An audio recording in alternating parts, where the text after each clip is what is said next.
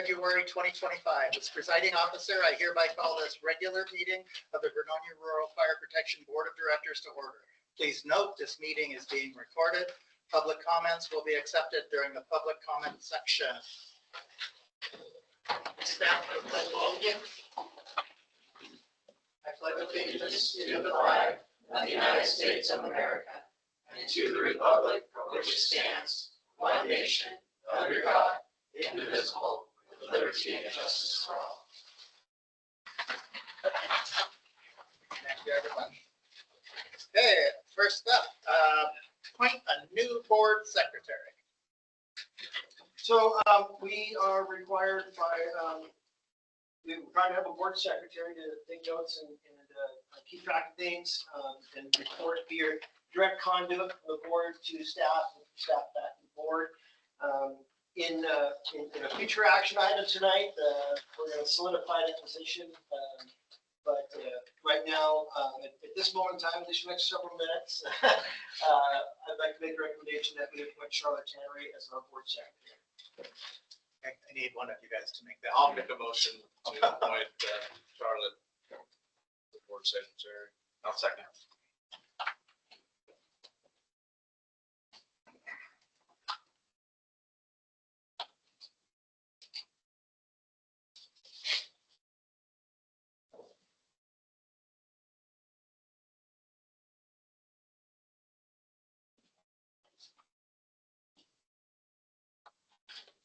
Okay, we have a motion and a second. Do we have any discussion? Okay. Moving on to the vote. Neil Kennedy. Aye. James Pizarski. Aye. James George. Aye. Shelley Hess is absent. And no need, motion carries.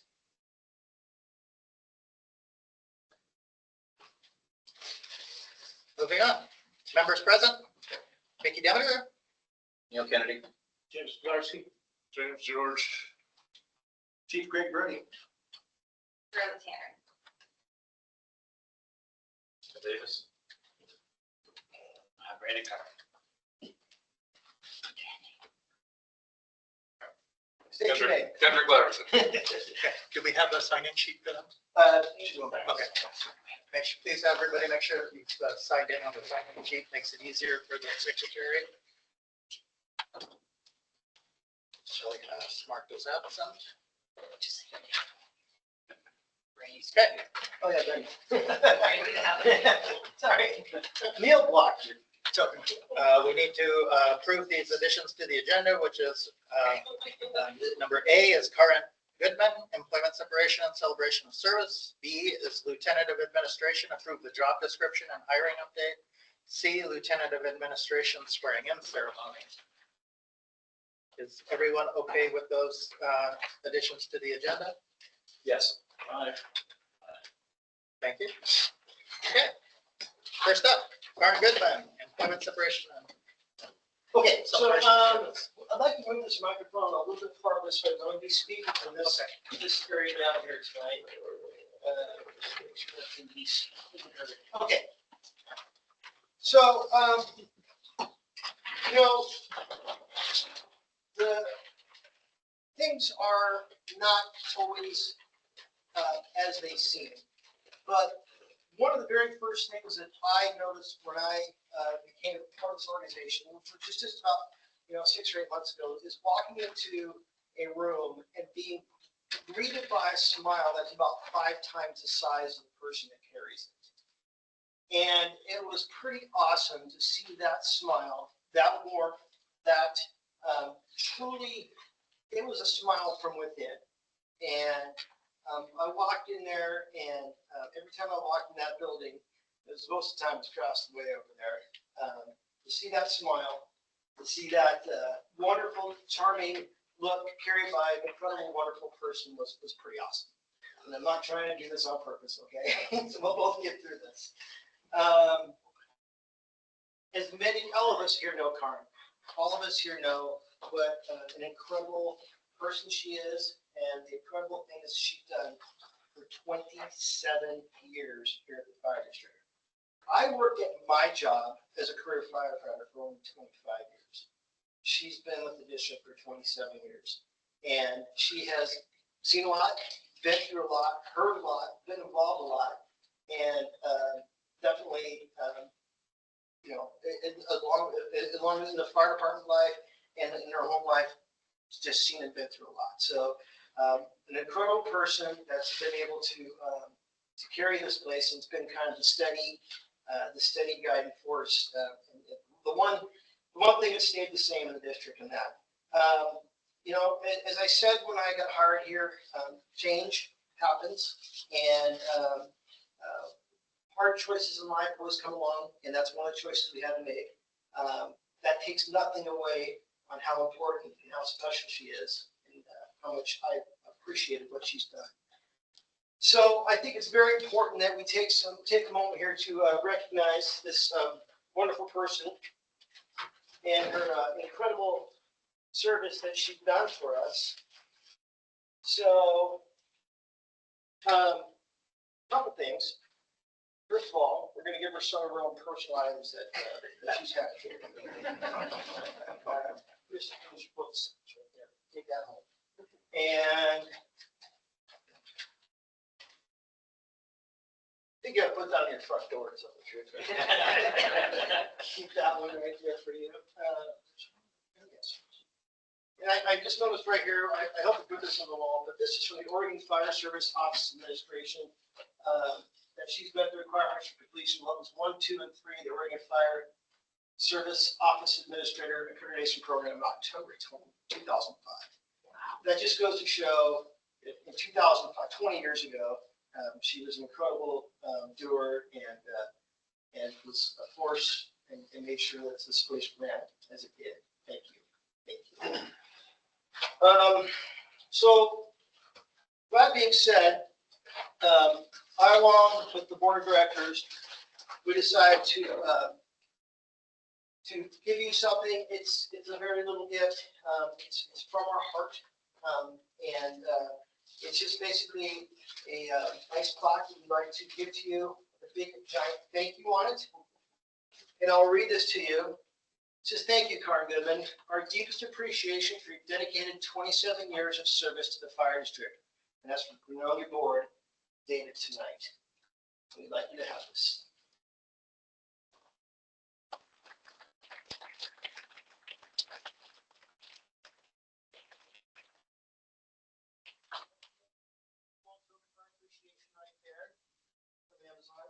Now, that being said, we have a ton of cookies and goodies, and Tricia's got nuts, and I love it when she goes nuts. That means we're all going to eat good. I'd like, if it's okay, if we could take about 10 minutes, just have a little social time, everybody have a chance, if that's okay with the board. Spend about 5 minutes so Karen can just mingle. We're going to have a very long board meeting. So, how can we do that? We'll adjourn the meeting. Right now it's 7:06 p.m. and we'll come back at about 7:20. Yeah. Okay. I should have mentioned that ahead of time, but we want to get this food gone, so everybody please stand up. Please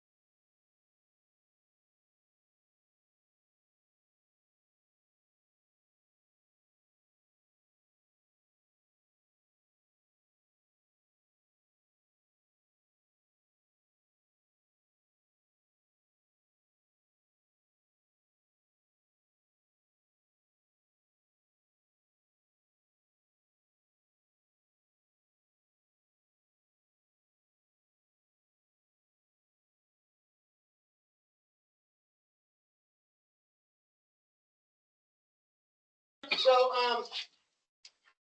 I can tell you, and you probably all know that you guys are getting a lot of emails and things from me. And I couldn't remember if I'd sent you out the job description, if you asked for it last board meeting. So rather than sending it out to you at 3 o'clock today, when I figured out that I may not have sent it, there is a copy of it right here.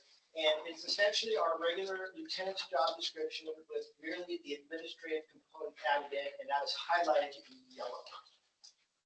So if you'd all like to take a look at it, it basically talks about that it's a 40-hour position, that in addition to the regular duties of a lieutenant, also includes that of administration, to act as the administrative officer for the district, to work in accounts payable, accounts receivable, to maintain our databases, to maintain our records, to maintain our insurance, all those kind of things.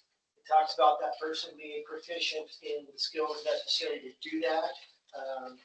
It talks about also the ability of that person to work a shift position rather than fill overtime. We can use this person in the 40-hour position, we flex her schedule to work a regular 24-hour shift.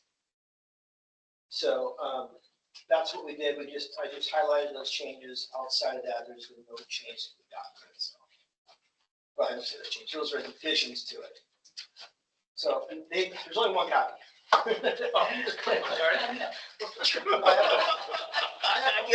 apologize. This one's on me. I couldn't verify it. I've done it, but I don't think I sent it out. So that was the last minute thing right there. So I'm not sure in the past if the board has approved job descriptions. Some boards do, some boards don't. I don't know what your past. I know you approved my job description because you hire me, but since in the legal aspect, these folks work for me. If you'd like me to do job descriptions and just give you some information, or would you like to actually approve those job descriptions? I would say in this case, because we're creating a new position and it's something non-standard, right? It's not a firefighter or lieutenant necessarily. It is, but with enhanced duties, it may be prudent. Probably a good idea. Okay.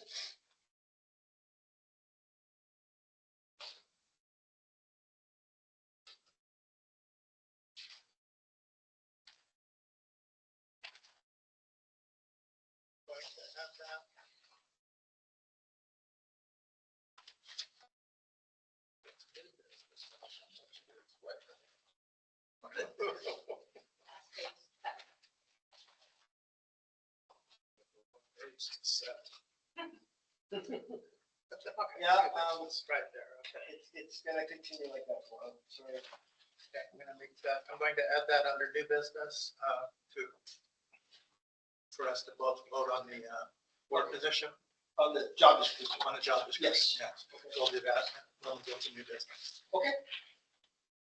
Is there a need or want? So we just discussed how Karen had her certifications from the Fire Service Administration. Is there a desire, should that be added into the administration lieutenant's job description to achieve X level by what time? And I'll be honest with you, I don't know if that's still in existence or not. If they have these accredited programs. Right. I would be happy to research that, and if the board would like, I can make that an addendum on the description now, if you guys approve it. I don't, that sounds wrong. Yeah. Yeah. I have informed Charlotte of the existence of the organization. She has joined the organization. Right. And I'm going to encourage her to attend any conferences and trainings that she can in regards to the organization. Okay. And it wouldn't surprise me that at these conferences is when this accreditation stuff occurs. That would be my guess. Yes, And as long as there's no legal requirement, right? That's just Oh, knowledge to have. absolutely. It's kind of a professional badge. Yeah, exactly.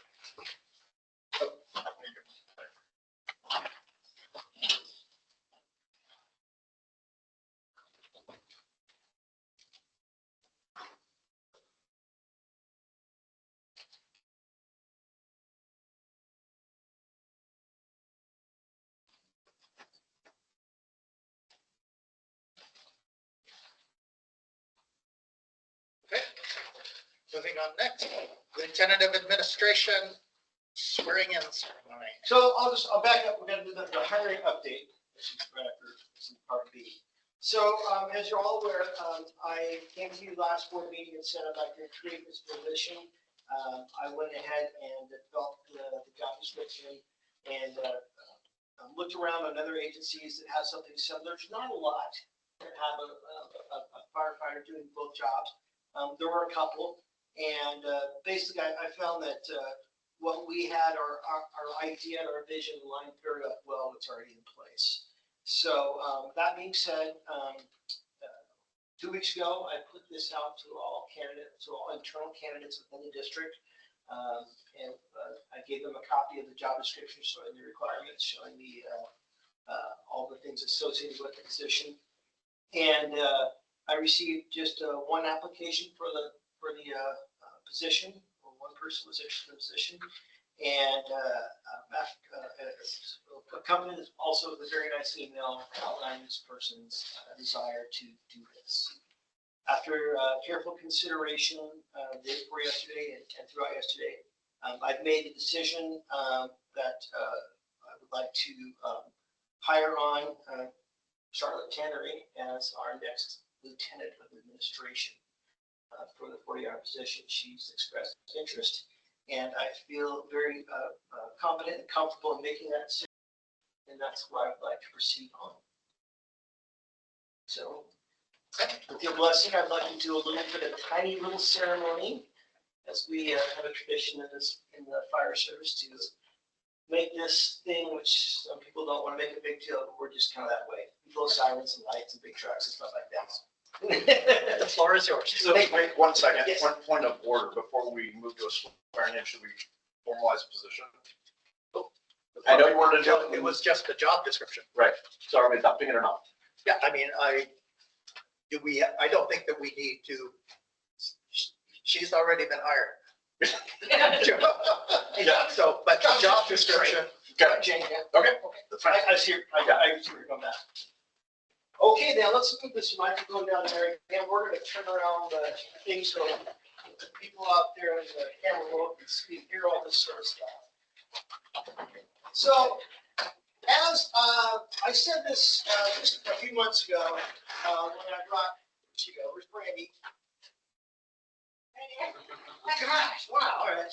I got to say, the way I'm gonna start this out, I got to say this a couple months ago with Brandy, but honestly, God, one of the coolest things that I get to do as the fire chief is recognize the accomplishments and the achievements of those who have worked their way up and made something, and part of the fire community, making themselves better and improving themselves and working towards a goal. And I've known Charlotte for several years now, even though I wasn't affiliated with this organization. She came to me as a student in my EMR class. And this happened back in, when was that, January of 23? March of 23. She came to me as a student. She was the one driving down Highway 47 during the wintertime and treacherous by herself to come spend about 5 weeks, 4 or 5 weeks with me at our academy that we held in Westport Fire. And I got to know her then, and I realized right then, I said, wow, this is the kind of person I'd like to have working for me. And simply because I saw her passion, her desire, her dedication to the skill and the craft and the trade. And when I see that, it warms my heart, because I think it takes a unique individual to do this kind of work and to dedicate their life to it and to work hard to obtain the skills, the knowledge, and the certifications to do this. It's not an easy task to obtain your firefighter. It's not an easy task to obtain your EMT. It's not an easy task to go and get all the other courses and requirements to even promote. But guess what? Charlotte Tannery has. And so, fortunately, it got to be an easy decision, but it was the right decision to bring Charlotte on as our next lieutenant. And I'm very proud to have her come up here next to me while I'm going to do what's called a swearing in ceremony. I'm going to have her swear an oath to the fire district and to the community. After which we'll do a badging ceremony where her family is here to do a badging. So kind of cool stuff we're doing in the service. But we'll do this right here in front of the American flag. And we rehearsed this a bit, not gonna lie. So Charlotte, what I'd like you to do, I'd like you to raise your right hand. I'm gonna read some stuff to you, just like you read it back to me, okay? All right, here we go. All right? All right. I, Charlotte Tanner, I, Charlotte Henry, do hereby declare that I will support the Constitution of the United States, do hereby declare that I will support the Constitution of the United States, the Constitution of the State of Oregon, the Constitution of the State of Oregon, the members I serve with, and that as an officer of the Vernonia Rural Fire Protection District, the members I serve with that as an officer of the Vernonia Rural Fire Protection District. my fundamental duty is to serve the people I swear to protect, My fundamental duty is to serve the people I swear to protect, to safeguard and preserve life, health, and property against fire and other perils, to safeguard and preserve life, health, and property against fire and other perils, and to maintain proficiency in the fire service. and to maintain a proficiency in the fire service. I recognize the badge of my office as a symbol of the fire district and the public faith and trust. I recognize the badge of my office as a symbol of fire district and public faith and trust. And I accept so long as I am true to the ethics of the fire service and make these promises so solemnly, freely, and upon my honor. And I accept so long as I am true to the ethics of the fire service and make these promises so solemnly, freely, and upon my honor. Congratulations. Thank you. All right, so what I'm gonna do real quick is I'm gonna make this all official by signing these documents, which you and I will both sign.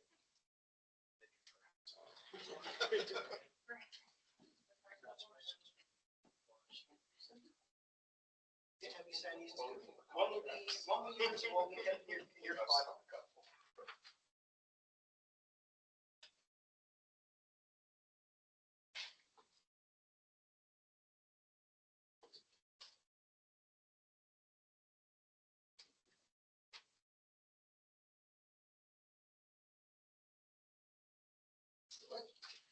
All right, and again, so the fire service being a long history organization, part of the ceremony includes what we call a badging, and that's where we get to invite family to come up here and perform this ritual, something like that.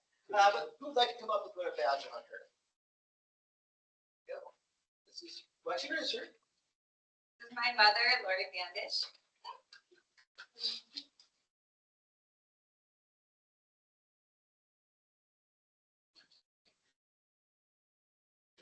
Yeah, there's pictures.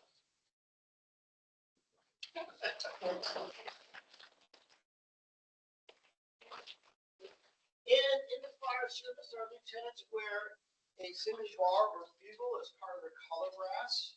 And we'll now have some additional family members come up and place these on her.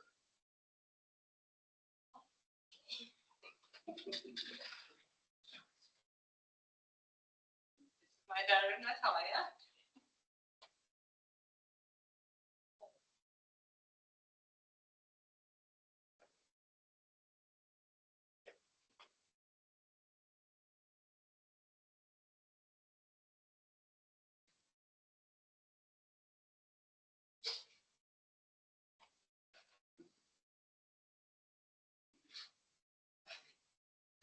Oh, we got the giggles.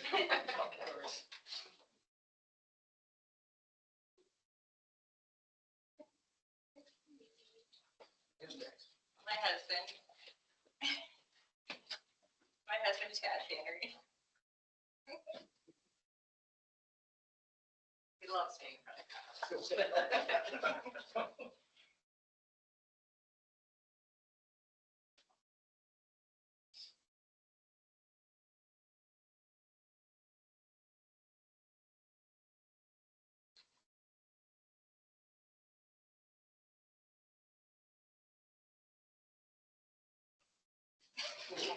Now, round of applause. Well, I just got one more minute of time, and that is, I'm going to tell you one thing that probably the deepest thing I'm proud about is bringing Charlotte onto the team here. And for those of you who have ever spent any time around me, you'll know that I respect, understand, and massively respect the idea of teamwork. In fact, I'm always putting up things around the station. Some people make fun of me, but over here it says teamwork is a secret that makes common people achieve uncommon results. That is what our team does here. Over here it says none of us, including me, ever do great things, but we can all do small things with great love, and together we can do something wonderful. That is what our folks here as a team, and welcome to our team, that is what we are going to do and continue to do for this community. Charlotte, congratulations.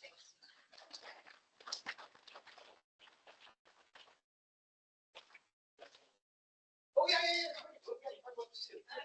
Yeah. See, that's why this was just.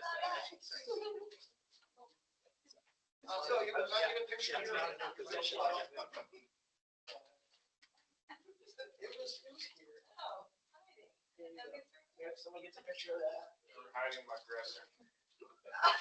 Yay.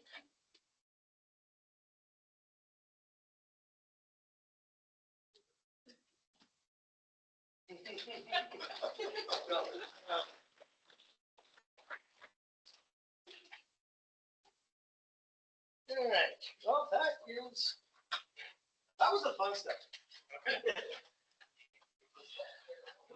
Next up, approval of the meeting. One more time. Approval of the previous regular board meeting minutes. A motion that we approve the board meeting minutes for 1/14/2025. I'll second that. I have a comment. Comment? Comment?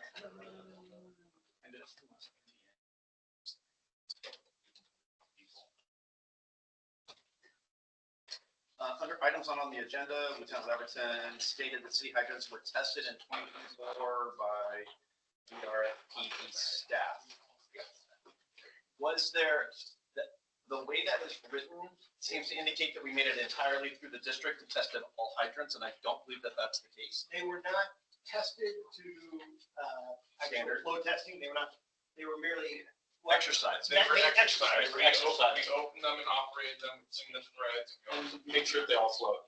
Did you make it through every hydrant in the system in the calendar year? 250. Not in calendar year. Oh, I think it took a year.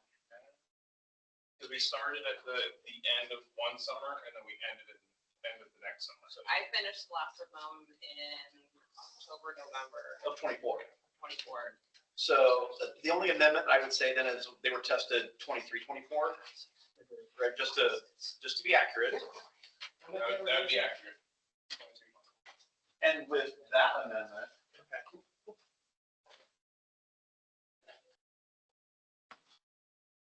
You can pass one.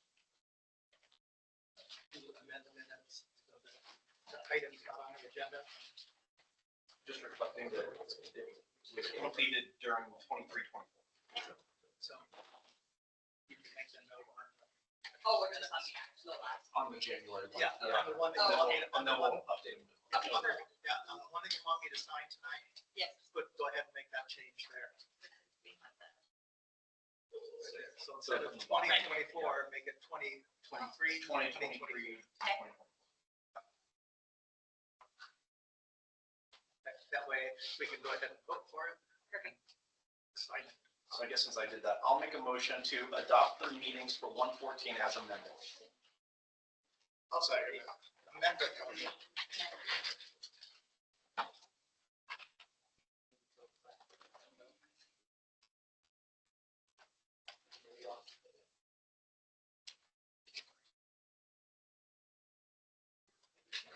Any further discussion?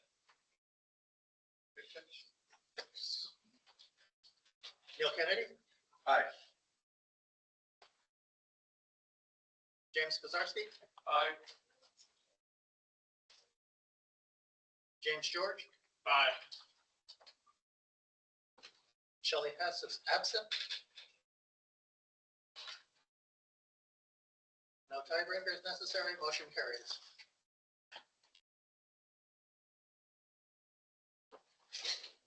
Newsletter. The upcoming article for the Vernonia Voice will be in April. correspondence? Is there a topic or is that just a? Not at this time. District He update wants or- to meet with Chief tonight, so we're gonna plan a meeting hopefully this or next week. Okay. Correspondence? And then there was no correspondence. Treasurer's report. Everybody get a chance to look over the bills? I did not. Okay, I'll give you a few minutes to look over that. But I do love our new format.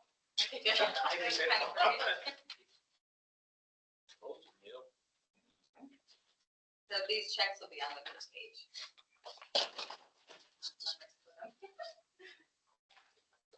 And it just one, Karen said she can come in tomorrow to decide to sign it, but don't have to people to sign. If we have another binder around the office, can I get anyone? Yes, Mine's sprung. I'm losing pages. yes.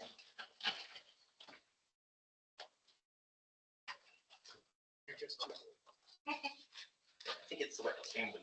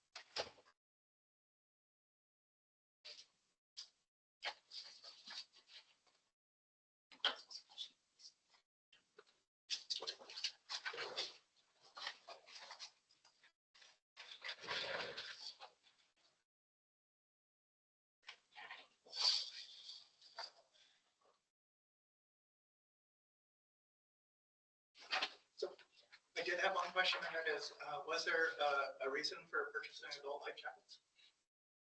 Yes, we had ones that were over 20 years old. We had about 3 or 4, I think. How many did we find, Randy? 4? I think just 2. We had 2 life jackets in our entire fire district on one rig, and they were over 20 years old. And I said, no, we're gonna have ourselves more on all of our rigs, and they're gonna be newer. Probably we don't have a lot of water. No, we've never been able to water. I was just curious as to when we all set them up. And the fortunate thing about those were actually purchased with the funds from the grant we got from Betsy Johnson. Okay. Even better.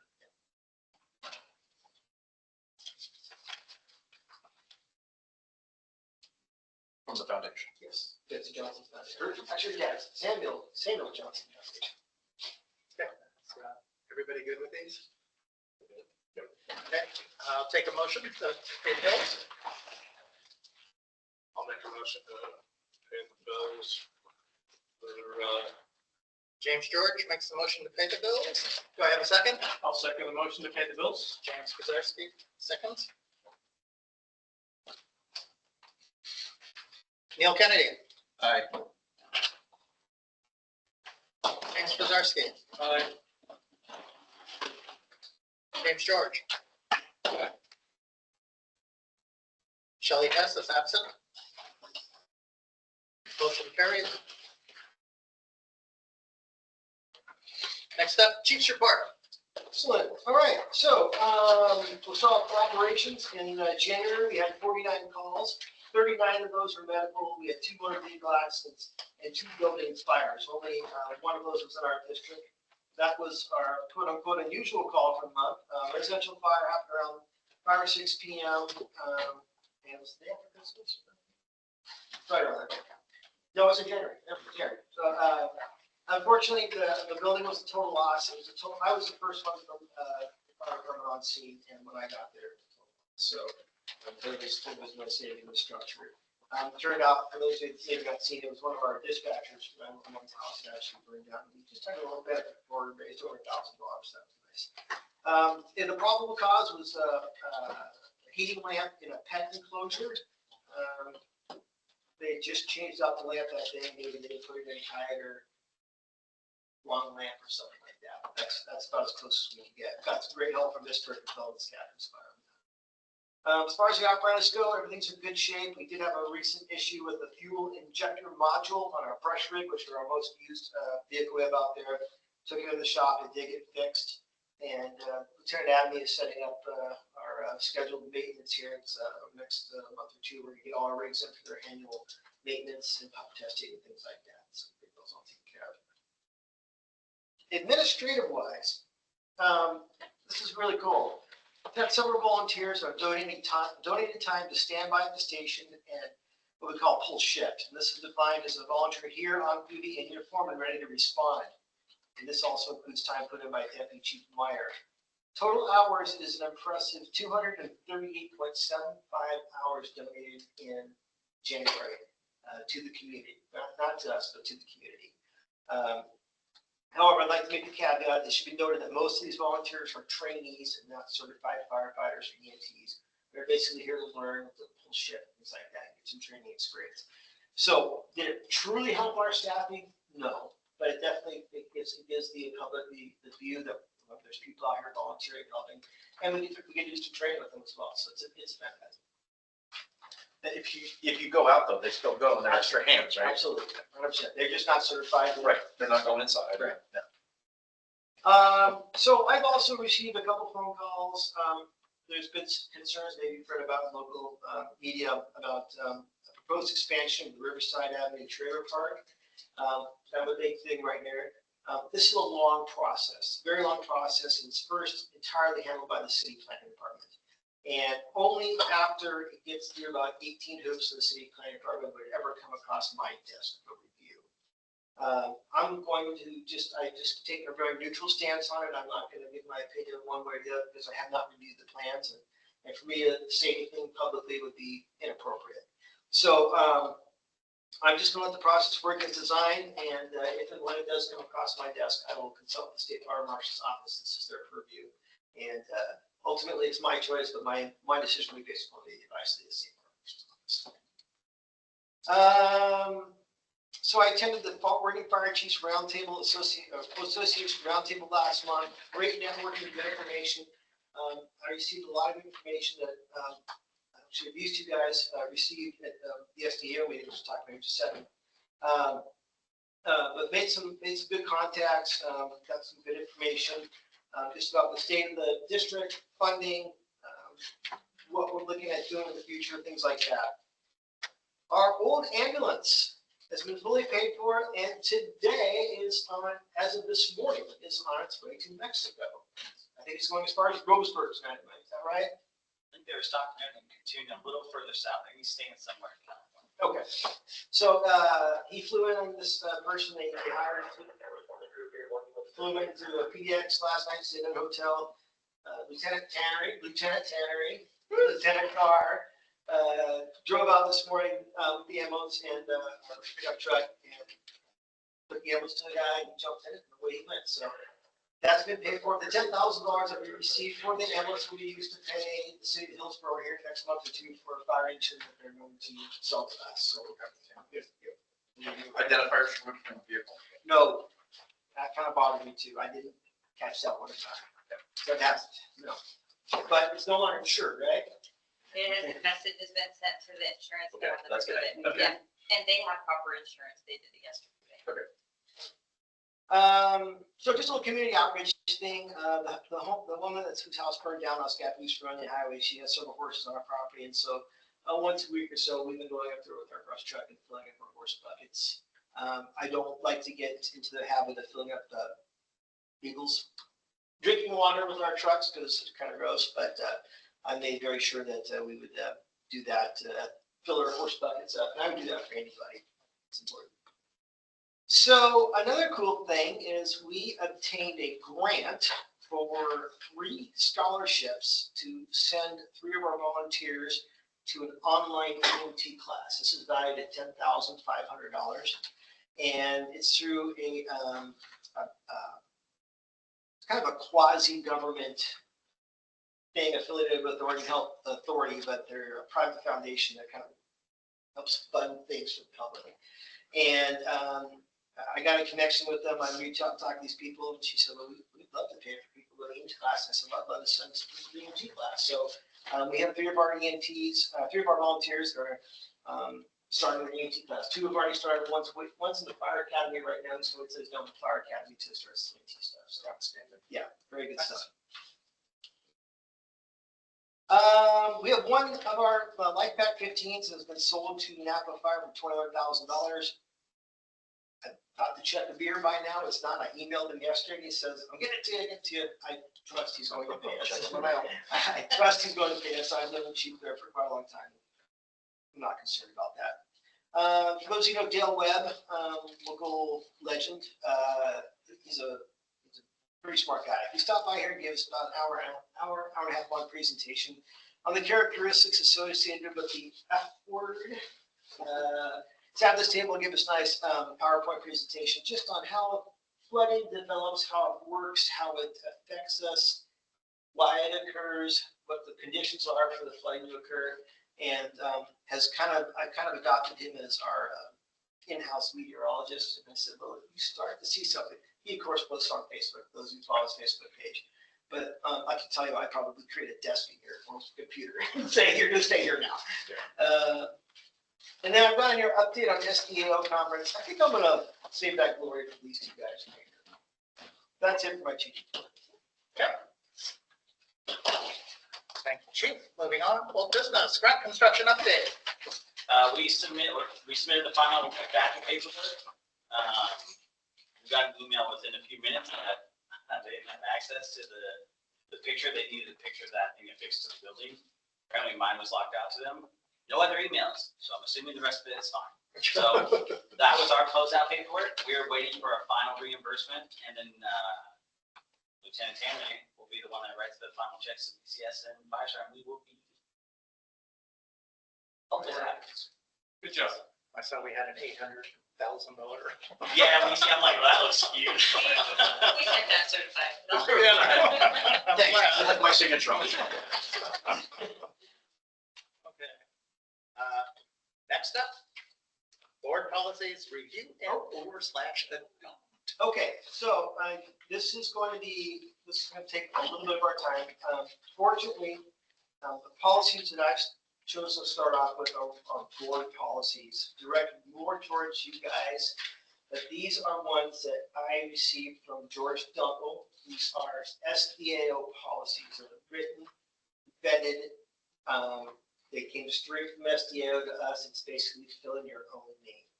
I did make a few revisions on these, some things I thought made sense to our organization. We talked about those. But for the most part, all of these policies are on here are as they came to me. So please ignore the section. We're going to be integrating these with our lexical that's up and running, and we will get these new numbers and stuff like that. Okay. But the first one's fire chief evaluations. Just standard stuff. Physical examination, cost formed by the district. Fire chief shall receive an annual performance evaluation by the board of directors. At a minimum, the evaluation system, the chief's ability to cooperate with the board, staff, community members, and peer organizations, communication skills, leadership attributes, work habits, use of district resources with an emphasis on operational and fiscal efficiencies, and performance made against strategic goals, including any that were specifically established by the chief's previous performance evaluation. My recommendation with the board would be that we do these in May, which will not give you a full 6 month or full year with me, April or May, because if there's anything you'd like to do for contractual stuff, starting with the fiscal year for the following, that would be the time to base anything and the changes of contract upon the performance evaluation. I believe it should be done by the board that's in That's session at seated that at that time, rather than after a new board is seated. Yes. So do we think May would be an appropriate time for us to do this? I think so. Would you, I'm not sure if you've ever, I believe you probably done performance evaluations in the past. Yeah. Have a document that you have, or would you like me to find something? I don't know if we, who was the liaison? You were? Judge. Oh, okay. Not for the last one. Okay. It was, Tim. Oh, okay. I can easily reach out to another fire district and find out what kind of evaluation process Okay. they have, and I will make sure that I get you guys a copy of that. I can bring it to the next board meeting if you like, for you guys to review that. So we typically have an employee liaison as one of the board members. And they're the ones that usually do the evaluation for the chief, brings it to the board. Okay. Is that you for now? That'd be me for now. Okay, I will get you a fire chief evaluation. You've been voluntold. Fine. I'll call it a template or a Yeah. sample Yeah. or something like that. And there, okay, so we have the option of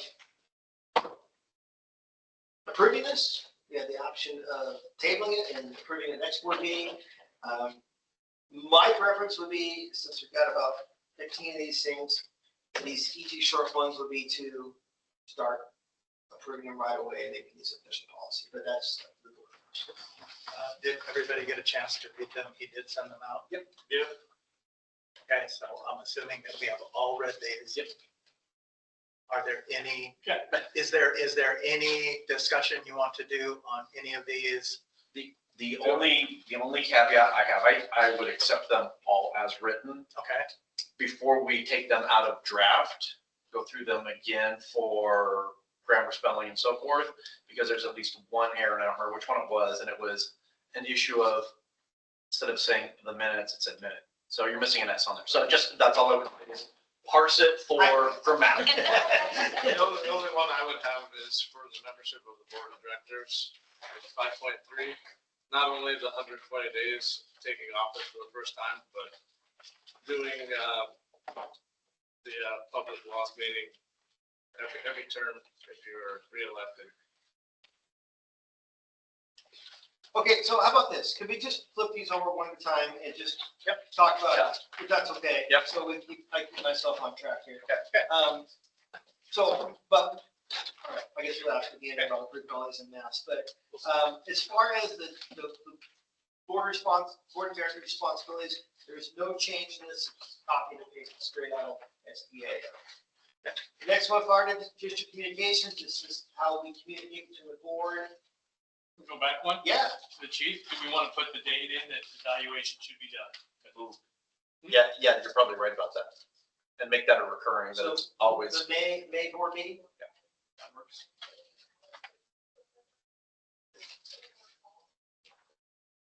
Does that work? The budget needs to be approved in June, is that right? It's kind of all around that time. It needs to be approved and done by June. My preference is always May, so we have plenty of time in case something goes awry. Yeah. Do you think the second week of May would be sufficient time to make any last minute changes to it of any kind? The budget, so we'll start the budget hearing process. Yeah. In May. Earlier. Right, we I start would that in say April. April, yeah. And then we'll hopefully, last time we did it one fell swoop, and then at the May board meeting, we presented it and they adopted it. So we change this to April? Sure. I mean, I'm good with anything, but I just want it set so that it's, always happens at the same time. Always gets budgeted when we're working on the budget. And it makes no difference to me, April 1. And the reason I suggest this is that, well, reading is, but if we were to get a a grant or something like that to pay for a full-time fire chief, I'm not gonna be your chief. And, you guys need to renegotiate and set your budget based upon those amounts, so. Don't shake your head at me. All right, I'm gonna change this to April. All negotiable. All right.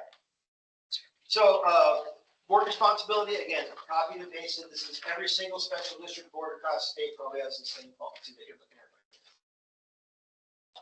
Fire district communications just basically says that all of our stuff shall be communicated in Chile via email or directly, or, just basically, we have to make sure that we're all communicating effectively amongst ourselves, between the board members, themselves, between staff, ourselves, between staff and the board and the community. So that's something I love. This talks about policies right here. All policies and standards of conduct shall automatically, upon approval of the board of directors, supersede and void all other policies and standards of conduct previously written. So whatever we approve, if there's a similar previous policy, that becomes null and void. Possible addition here or somewhere else. What about programmatic review of policies That is, coming up? I've seen that somewhere else. I don't think, I just don't remember coming up. I think we're gonna see that. It may not be here. I saw it somewhere else that,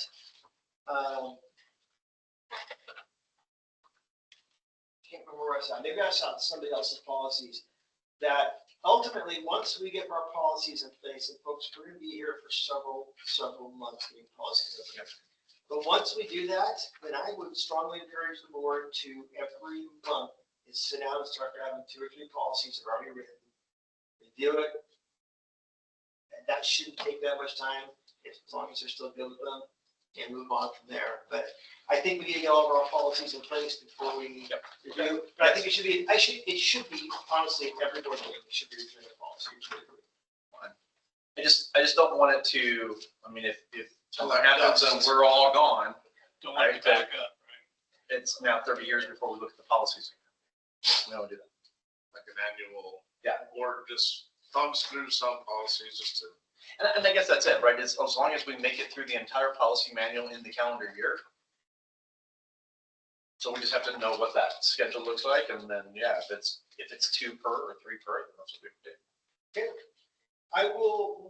So I just sat in on meetings here with Lexipol, and my workload for getting these policies up and running with Lexipol is going to be staggering, but I will get that done, but it's gonna take a while till all of them are done. So I will bring you guys policies next month, as well as review maybe 3 or 4 policies next month, and then as we go on from there. So we could look at, as long as we don't forget it, is wait until we have all policies in, we have a policy manual at that point, then go back and amend a policy to put the review. Each one of these policies I bring you, those have to be approved individually. Yes, yep. So, Understood. That's what I'm saying, but and there's a lot, let me tell you this, there's a lot of things in Lexipol that are not policy. They say policy, but I look at them and say, that's an SOG, that's an SOG, that has nothing to do with policy. And so it looks staggering, but it's like 138 or something like that, but we're not gonna be. adopting all of them. We're not having 138, 45 policies, it's not gonna happen. But yeah, there's gonna be enough. If the board would mind, I can bring you a better answer next month when I understand what I'm looking at. Yep. I think what Neil's trying to say is just for future boards, that it doesn't get to this point where we're having to It needs throw everything away and start from Yeah. scratch. When we're done with the project, it needs to be documented that there's a review process. I agree. Constant contact. So how about we put, this would be a good place in, I'll just put on 4.3, annual policy review. Yeah. And I will. Then I'll figure out what that means. Oh, yeah, I'll figure out what kind of word. Maybe we should do, we should have it after a new board, that way the new board automatically has to review the policies right out of the gate. So on to 5.3 of the organizational manual, membership of the board of directors, as Director George pointed out here. I put on there, requested to Mickey that we have the 120 days, within 120 days, you got to take the course approved by OJAP. recall themselves. But I believe adding on that must be taken Every term. That, every other term. every term. So like if. Every time you're up. At some point in the member's 4-year term, they must also take a refresher class or take the class. No, if they're going to be elected again, then they have to take it again. When they're elected. Okay, taken upon within 20 days of being elected. And that works out, because that's So- what we find. It doesn't, because if they're going for reelection, it's the same thing, right? Just So what we could put on there, it says within 120 days of taking office, I just take off for the first time and new. I just scratch those words right there. I like it. Well, we do. Okay.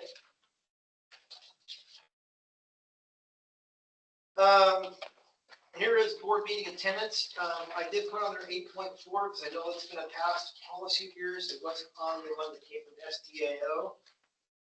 Is that wording correct to you? I would like to see it instead of misses 3 or more consecutive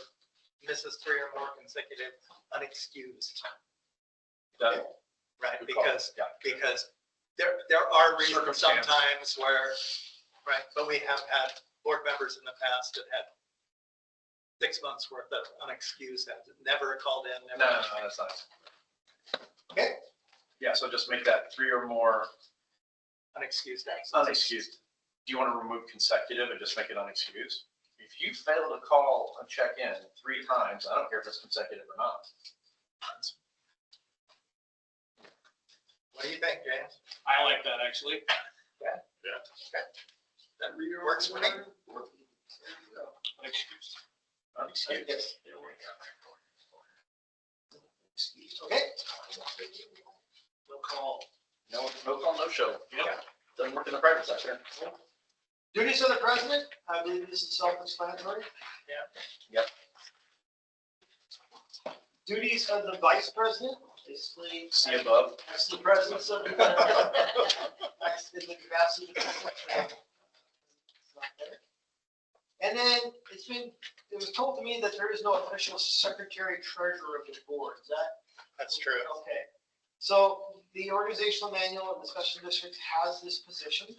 I can tell you that James and I and Neil had a conversation about this in Bend at our conference, and obviously the talk about it, or we guys. Well, the bottom line is that we as board members are potentially individually liable for any cost overruns, and to not have a treasurer or a board member that's overseeing that with some level of granularity seems. We have great granularity when you look at that. We do. And so the new format looks great. What I would like to see is if we had a treasurer, they are, I'll call it auditing, but it's just a quick check, right? So every once in a while they drop in and they pull documentation and they want to see backing documentation and, show me that there is a receipt to back that, or look at payroll versus time card, and it's just done. But there's a person that's assigned that task. In addition to the other treasurer. Plus, it would give an avenue for staff to go to one board member instead of everybody, where that one board member can come back and report. And that one board member then has responsibility in working with administration to report out on conditions, right? On fiscal condition. And they're the ones that keeps the finger on the pulse. And the way that I've always looked at that is that should be the job of the chief, which is what we hire him for. Agreed.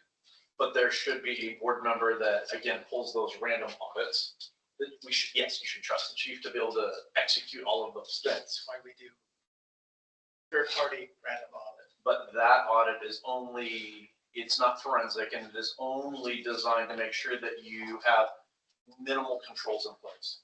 Right. So I'm looking at something that goes, I wouldn't say deeper, but it's looking at things that the auditor's not going to necessarily look at. The auditor's going to look at controls and say, yep, you satisfy the basics. But have it keeps the honest person honest. How's that? right? It eliminates the ability, because you never know if somebody's gonna come check and pull a backing document, and then all of a sudden there's questions, and so, this is how other districts have gotten to situations where they passed their audit for 20 years, but they had an internal person that was writing themselves a second salary for a person that never existed, to the tune of millions of dollars in their career. But it passed audit every year. I guess it would be more of a safeguard for the board. It is, it's a safeguard for the board. So this is ultimately your decision to create this position. I'm not sure if you want to wait till the next election in July or how you want to do it, but And maybe that's the way to do it with the next incoming board. Yeah. Does that work? Vote on it now, so the next board has to. And handle it, yeah. so on that subject, and I happen to support that notion, to have, maybe we could call it their job titles secretary of the board, but it's a direct liaison between myself, our administrative lieutenant, to the board that, anytime that our secretary treasurer will walk in the building and say, hey, listen, I was thinking about that check that I signed last month. I figured I got some more questions about it.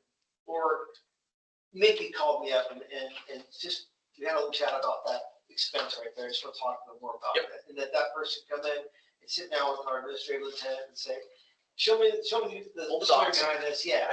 And all that. And I'm going to talk when we get into our fiscal policy here, some more safeguards that we've implemented. And I'll have some more information specifically about some internal audits that we're doing. I'll present that to you at the next board meeting. But I fully support this, and most boards do have this position. I think it would help with, instead of just trying to cram a budget into 2 months, we can actually work throughout the entire year on the budget with that one person. Yeah. And Well, that one person will be able to inform the board theoretically. Of updates. Yeah, or hey, I saw this during the course of the year. It's something we need to be considering. If you read the directions, so basically, the person who does this is going to be responsible for the board minutes. And making But it sure can be that they're, delegated. but making sure that they're accurate before they are delegated. Absolutely. Okay, and so whoever does this, I mean, it's added work for somebody who's a volunteer. Yep, it is. And so I want you to make sure that when you vote this in, right, somebody's going to do it. Oh, yeah. Somebody's gonna do it. absolutely a discussion that you guys and the new board can have in July. Yeah, I think so.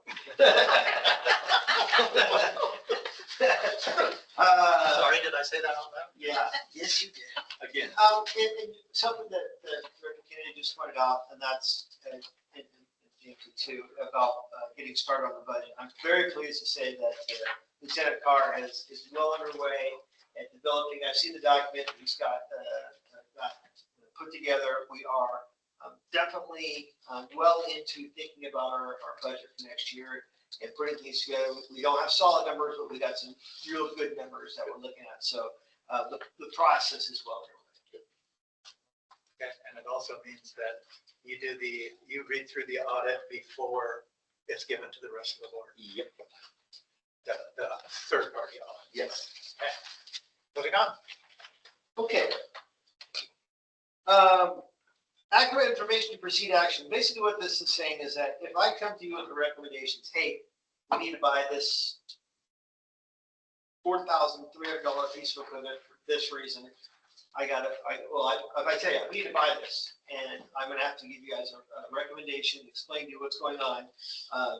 If this exceeds the amount of money that I can just spend unilaterally, then I have to give you guys a recommendation on to do it and reasons to do that. That basically happens to anything. If you guys have a board level policy that you guys come up with yourselves outside of me, you come to me and say, hey, Chief, we'd like to talk to you about this policy, I have to give you a recommendation on it. That's what this says. Board meetings and quorum. Originally, I think the ones I might have given you, I changed it up. I since took that out in 14.3. I'm not sure which copy you guys have. 14.3. Does it have, was it saying after all three must concur to pass a measure, say anything past that? No, Okay, because my question on there, do we want to have a, would you guys be happy with the 2-to-1 vote, or should it be all three? If there's only three in a quorum, all three have to agree. I believe that's the standard. I mean, we haven't had an issue with it in the past, but Yeah, but I mean, that makes, because that way, no matter what.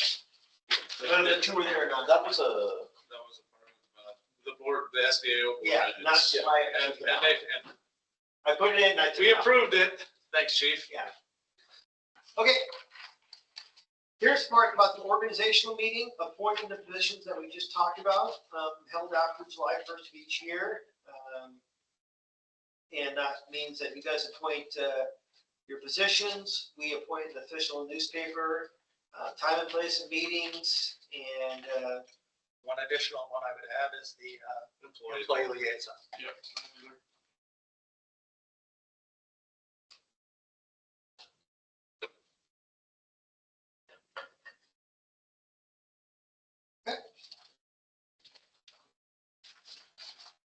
board member issued information. This is when we bring on a new board member, we will offer them the following documents. That's a board member guide that's put out by SDAO and the Oregon Fire District Directors Association. An organizational manual, current year adopted budget, current employee handbook, labor contract. Board minutes, pertinent information past 3 months, copies of any current staff reports, any requested information approved by the board director's chairman. So if they say, hey, besides all that sort of stuff, I want to look at your insurance records, then that would have to be approved by the board president to do that. one other, and this is just in cleaning it up. Make sure that all of the verbiage is the same. So if we're gonna use president, vice president, Yeah, are we I gonna just- use chair, vice chair, It's director, commissioner? Make sure that all And aligns. just president, when I said that doesn't sound right, let's change that to president. Okay. Confidential information must be treated as and marked as confidential. Request for information. That's that sort of stuff. Anything that's confidential shall be returned to the fire district or the board president. And there it is, there's directors, chairman and president, both the same document. And return in a timely fashion, so hopefully these all cleaned up. This says that we'll use Robert Rules of Order for parliamentary proceedings, but if we don't use it by accident and there's something, a decision made or something, then that action still counts. And please make sure there's a copy of the Robert's Rules of Orders available. Well, it's a good thing, I hadn't thought about that. So we don't have people in the public comment yelling at us. My guess is we'll get that on Amazon tomorrow. Oh, yes. Would should we, During the pass one up? Should that be a part of the board That members? probably should. Probably should be. Well, how about this? We'll order 5 copies right now. And how about they'll make the district property when, if for some strange reason you decide to leave the board, you have to return that and we can give that to the next person. Sounds good to me. Have we gotten the new version of the Oregon State? The OGEC? The 2 books. Yes. Yes. So, and they're the new ones. They're the new ones. Thank you. No, I haven't opened it. So Next up. Okay, complete accurate set of minutes for each board meeting shall be recorded. We'll keep a set of minutes in the business office. We'll keep for a minimum of 1 year. I can tell you we have records going back 90s and 80s in boxes. So that won't be a problem. And we're also going to be storing these electronically on the cloud here going forward as well. I would assume we maintain our video as well? Yes. Video and audio. That's all brand new and it gets uploaded into it. So. I would also want to make sure that we, I'm sorry, go ahead. I'm looking at the next one already. Oh, wow, okay. So minutes of meeting will be made available to our board members before the next meeting, and executive sessions will be transcribed upon a majority vote of the board. No. So, Absolutely not. okay, Not after what we went through before. That's why I wanted that rule put in there, that all executive sessions will be recorded separately. Wait, one more time? All executive sessions be recorded. Okay. Yeah, I'm good with that. Yeah, all executive sessions be recorded regardless. so I will take out, will only be transcribed, a majority of the board, I'll just say will be, Well, do they have to be transcribed? As long as we have the The recording. recording is all that we need. will be recorded. Yes, Yes, will be recorded and retained.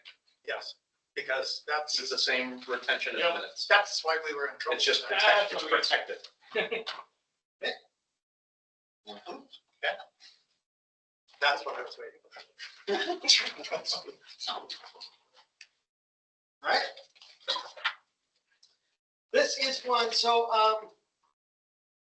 if you've ever looked at a map of our service area, the Vernonia Fire District is very odd. It kind of looks like a spider. We have our city core, and then as we go out Scappoose Winter Highway, we go out Keezy, Scappoose Winter Highway, and we go out Highway 47.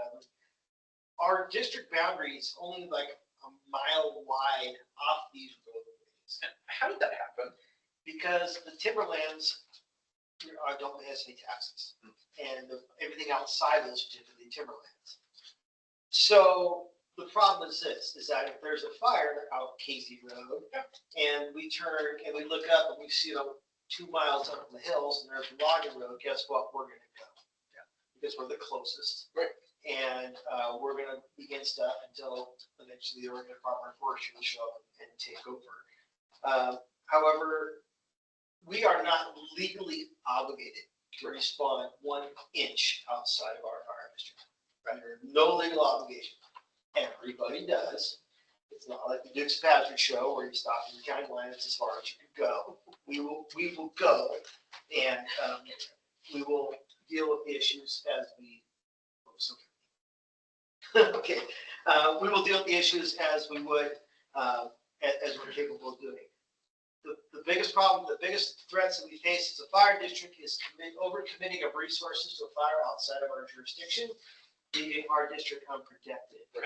So that's a decision that would be made by either our lieutenant or myself.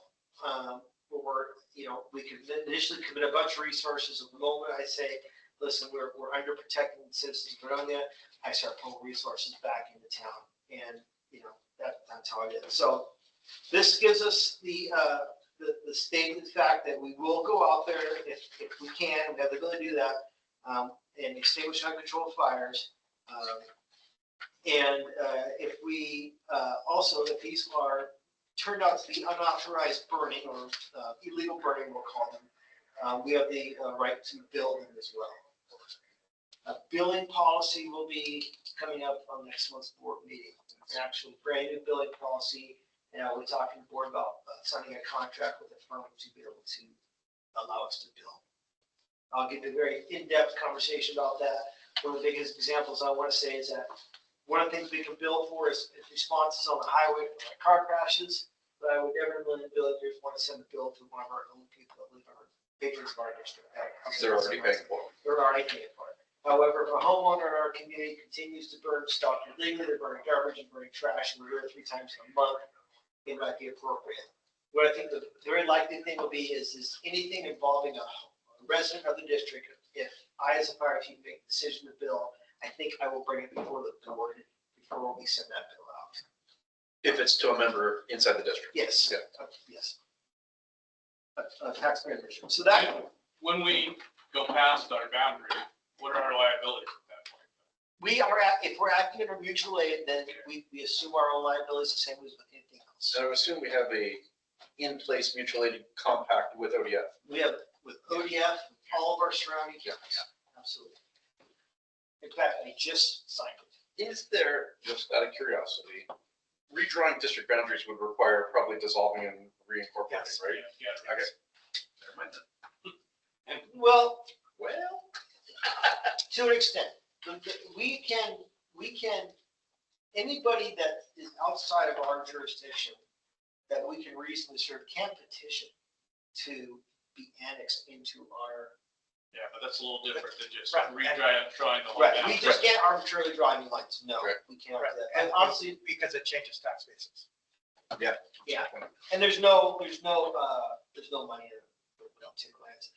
That is one of the things that the Oregon legislature is looking at about taxation of timberlands, which would be in our benefit, but I don't want to part of the week now. That's being looked at by the legislature. Have we ever had anybody ask to be annexed in for coverage? Not to my knowledge. Not to my knowledge. There are some, there's another avenue besides annexation, that's contract. They went, so if the annexation process can be, it can be, I don't know how it's done. Honestly, I do know at my former employer where I worked in Columbia River, there were several homeowners that lived outside the fire district by a mile or two. And they didn't redraw the district boundaries, but they actually contracted for services directly from us. We sent them a bill every year equal to the amount that the taxpayers would be paying. So. They're just buying insurance from. Exactly. Basically. And that was probably to bring their insurance rates down as well. Yeah, thanks. Okay, final one, the fiscal policy. This is one I've made a couple changes to, and I'd like to explain that to you. This is for the delivery of efficient, cost-effective service to the public. These are the guidelines set forth that allow us to pay our bills. And I think this might be a bigger discussion, but we'll start where we're starting. Basically, I have programs set up for our for my lieutenants to run individual programs in the district. For example, Lieutenant Tannery here runs our uniforms, and Lieutenant Leverton does our turnouts and things like that. And if they need to buy a new helmet, or we need to buy some uniform shirts, something like that, they're authorized to do it. I don't want to be brought every single time they need to buy a t-shirt or sweatshirt. That shouldn't be brought to me. As long as it's an accepted thing, and we're not buying 84 t-shirts, that I completely support that.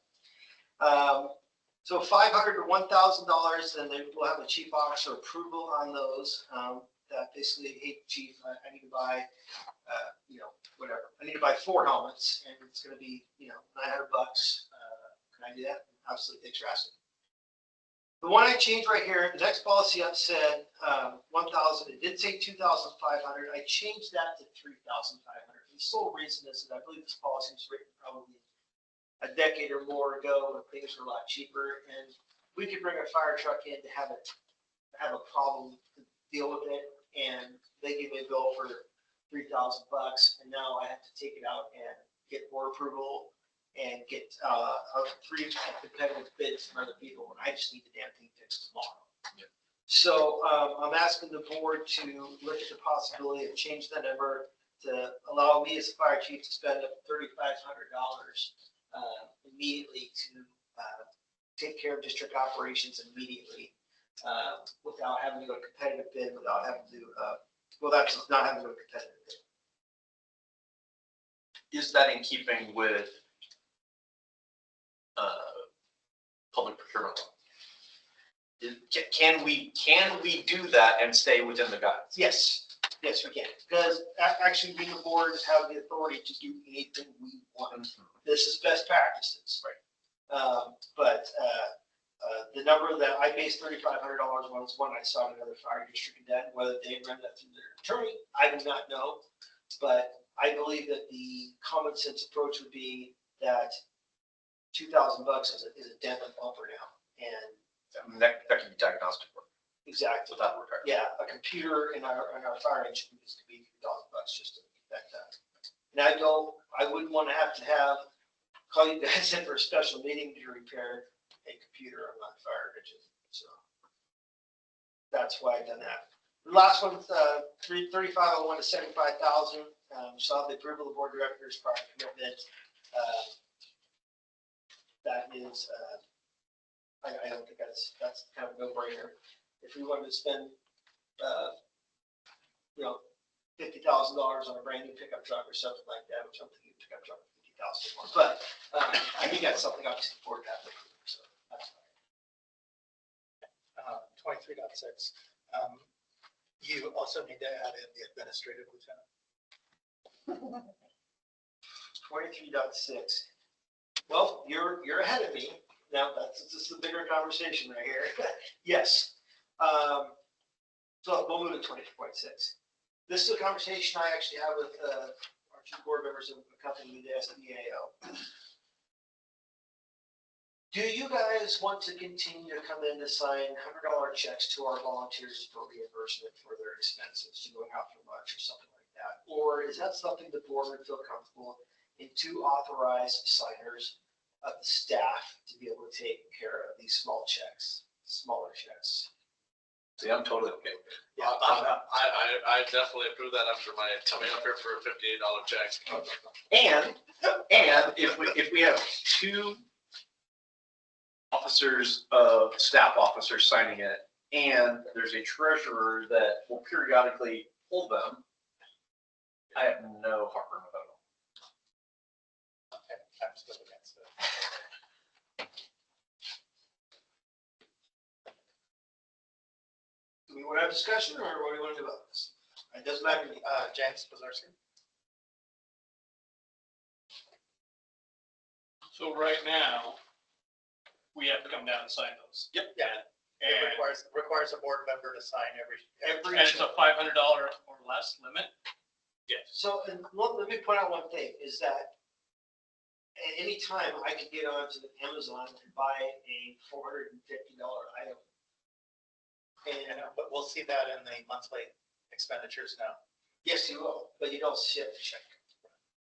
It'll be documented what the money was spent on. So either way, I'm open to anything. It doesn't, it's a phone call from you guys to you guys, and I need someone to sign a check. I mean, with the new breakout, I think it's great because, like it says, one of them was miscellaneous credit card purchases. Flip the page, there's the detail. So I would expect the same thing of, hey, these were checks that were signed. Here's the detail of each one of them. And then that makes it easy. If we're looking at that, then go, well, that looked odd. Show me the documentation. I'm okay with it as long as they're highlighted that that's what happened, right? You know, just so that we know that, okay, We didn't sign it. you two signed it and we didn't, you know.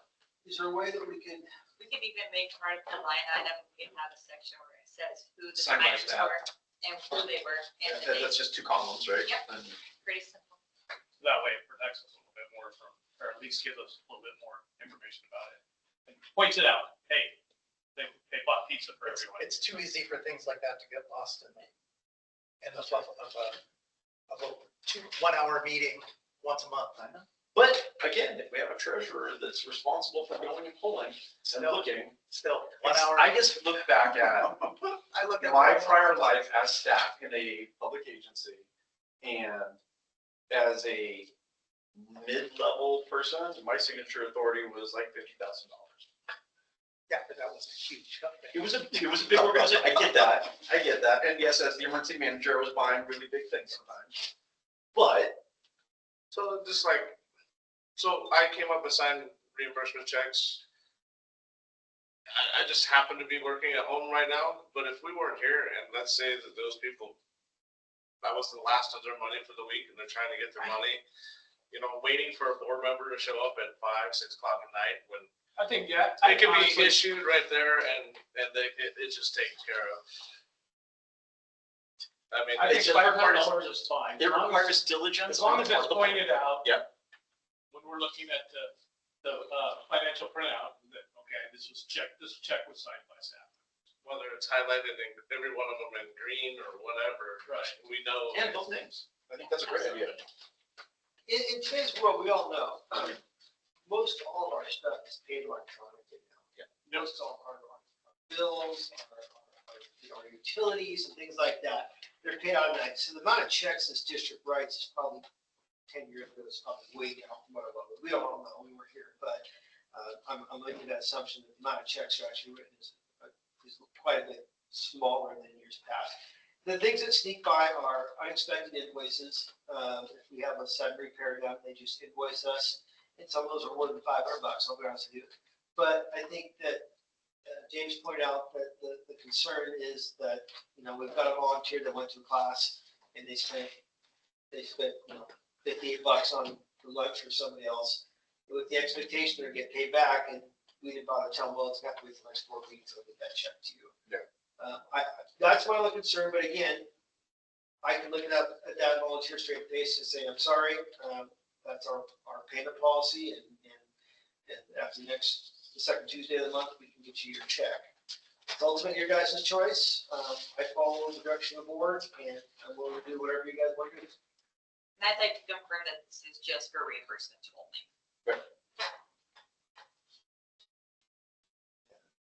Note that. What's that? Note that. Okay. That is for reimbursements only. Are we sure that that's how we want to do it, is reimbursements only? Like, Well, anything I wonder else, you're now, gonna pay if you for it with your look credit at the card. list, Yes. I'm trying to think of an It should be. instance where we would need to write the check. And the only thing I think of, if a vendor showed up here to do something and they fixed whatever and they demand payment immediately, they don't take credit card. But really, how often does that happen? I'm just like I said, I'm pulling Plumber shows up and he's got a card reader. With the Well, new are station, we shouldn't be having any issues. And But there's, Right? All under warranty. yeah. I just can't think of a lot of instances, where, We have recurring bills that take checks. yeah. right, I mean, hardware for minutes, sure. our I can payroll, give you an example. A couple months ago, maybe just the wait till we're. Steve Weller delivered a load of rock and his invoice got lost in the shuffle. And he called me directly and said, hey, I delivered a couple of rock a couple months ago and I'm just kind of looking for payment on that. And I would love to say, Steve, if you come down here right now, I'll write you that check. Yeah. $230 check and get you squared up. But I just said, well, Steve, I will make sure that our accounting person is made aware of that fact and get you paid. But again, it's no skin off my teeth. It's less work I gotta do. You say, we're gonna continue to do it your way. All right, that's So fine. for reimbursement only? Yeah, and because number one, I can't tell you how many times I found problems with checks. Right? Because I looked at it Right. and asked the question, Yep. why is this different? Right. Right? And by not having a board member see that. Right, you It lose loses that. some risk. I could get that. Right. So would you be comfortable if we did it for reimbursements only? Reimbursements, I mean, I think I'm good with, because that's. Reimbursements are not bills. So the example you used for Steve Right. Weller would not be. Right. No, it was not. But I mean, bills are something that we need to be able to say. Why did you spend $230 with Steve Weller? Gotcha. Right? And so, yeah. So let's think about how we're gonna change 23.6. All checks and warrants shall bear true signatures. We get that. Any two board members may sign checks and warrants. That doesn't change in Right. essence. The fire chief may sign checks or warrants with the signature of one board member or another authorized signer for reimbursements. Right, and that's reasonable. Authorized by. Another board authorized signer. There you go. And this is important because Charlotte will need to take this down to the bank Yes. and she's gonna type up notes. That's why I in there. said you may want to say, the administrative lieutenant or, actually, Well, you as a board can say right now who that second authorized signer is. Well, I think it should be the administrative lieutenant. Yeah.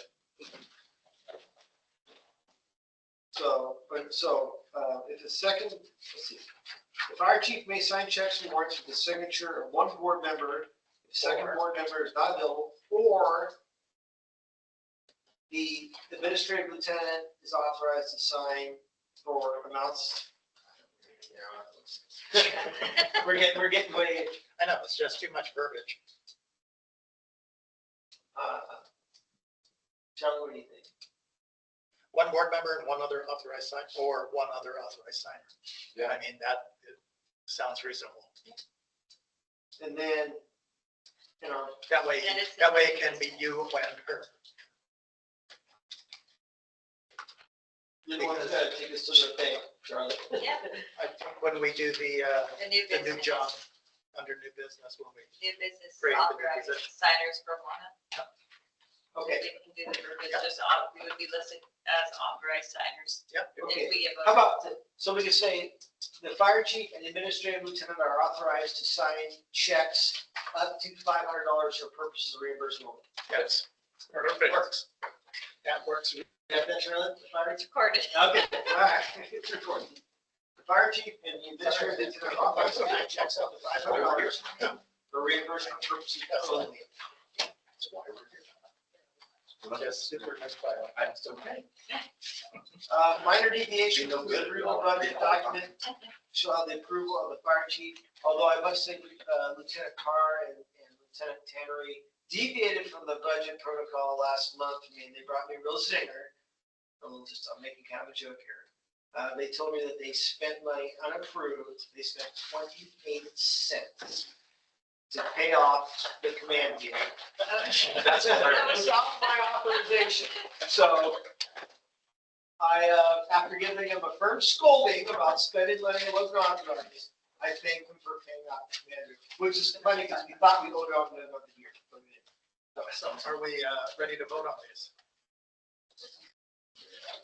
We're doing it back. We're gonna do it. We have to do each one individually.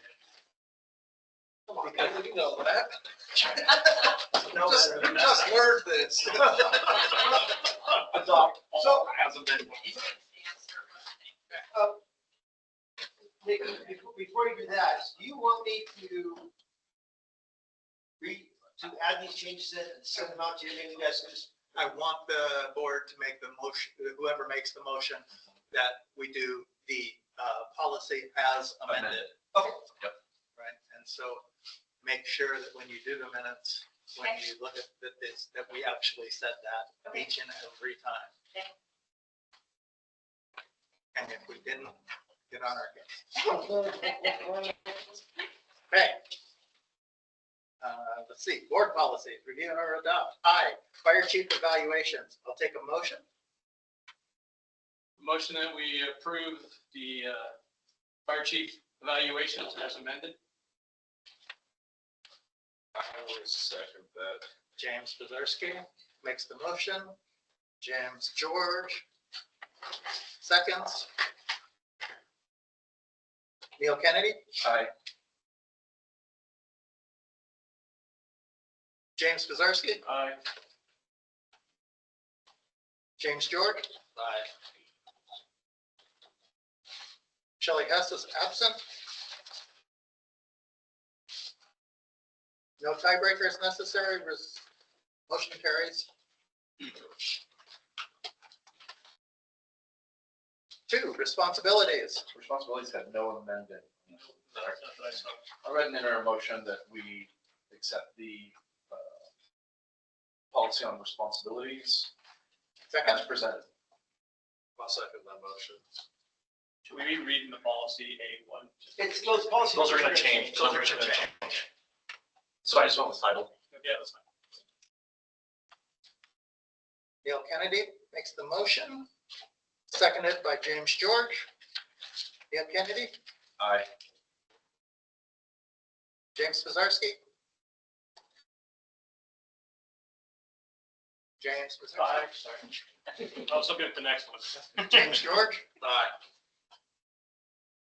Shelley Hess is absent. Motion carries. 3, communications. I put forward the motion to approve the fire district communications. A second. Neil. James Bazarski makes the motion. Neil Kennedy seconds. Neil Kennedy, Aye. James Bazarski, Aye. James George, Aye. Shelley Hess is absent. No tiebreaker. Motion carries. I want a hammer. Yeah. There it comes. I know. I've always wanted to do it. You gotta do it. Always wanted to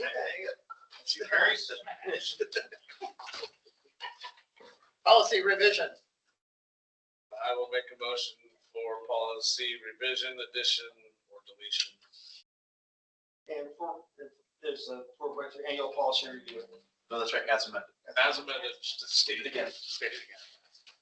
Make a motion for policy revision, addition, or deletion as amended. I second that motion. Motion was made by James George. Motion was seconded by James Pizarski. Dale Kennedy? Aye. James Pizarski? Aye. James George? Aye. Shelley Hess is absent. No tiebreaker, motion carries.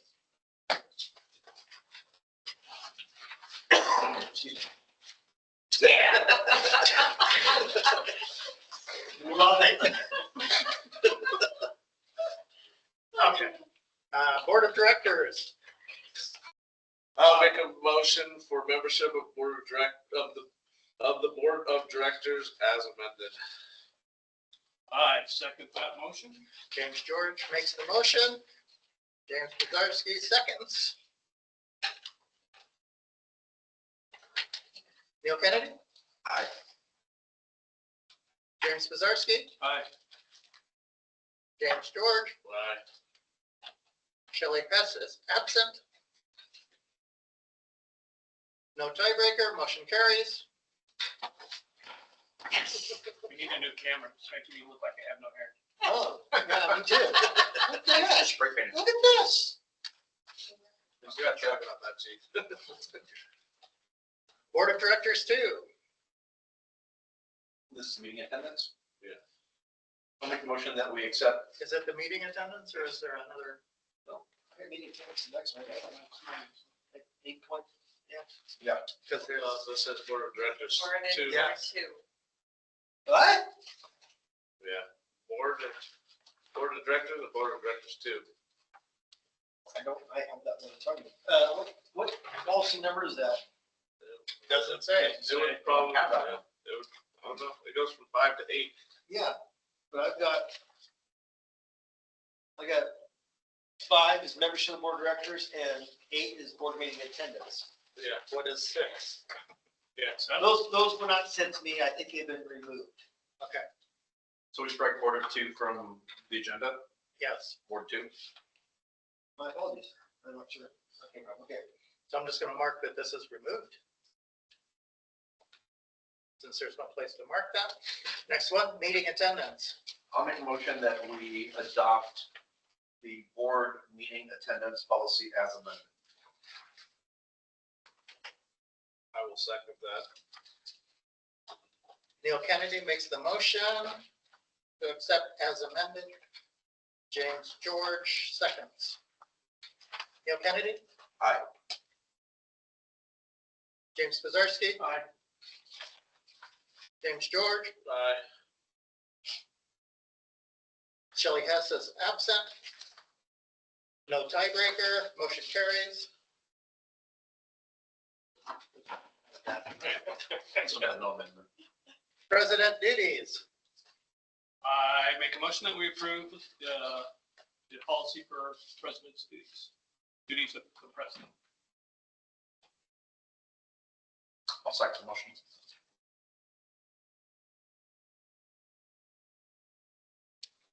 James Pizarski makes the motion. Neil Kennedy seconds. Neil Kennedy. Aye. James Pizarski. Aye. James George. Aye. Shelley Hess is absent. No tiebreaker, motion carries.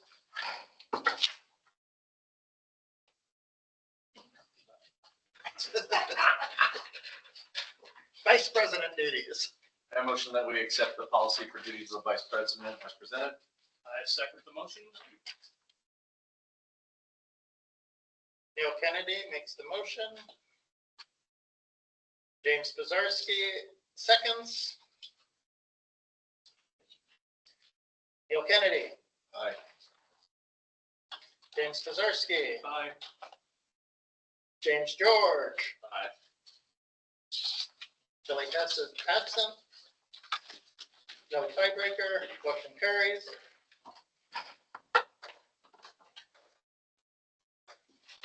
Secretary Treasurer duties.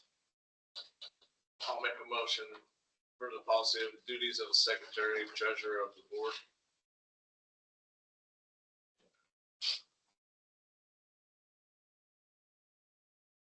I second.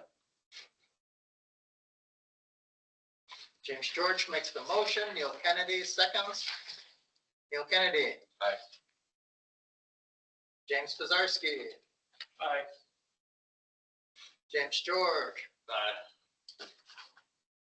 Shelley Hess is absent. No tiebreaker, motion carries.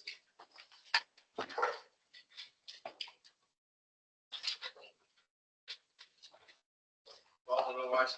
Now keep her back again. Let her have the camera. Adequate info.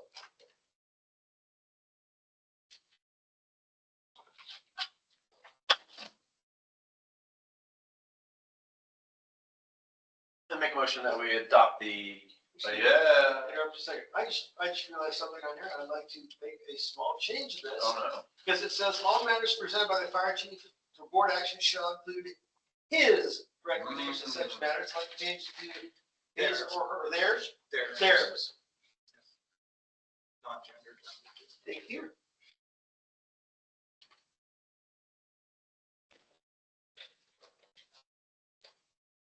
All right, make a motion that we adopt the adequate information to proceed action policy as amended. I second the motion.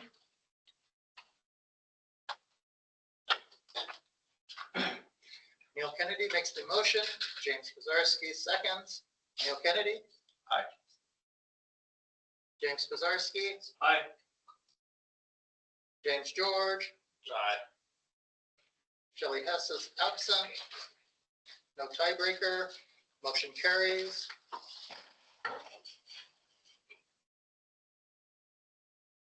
Board voting. I put forward the motion to approve board member quorum and voting policy. I will second that.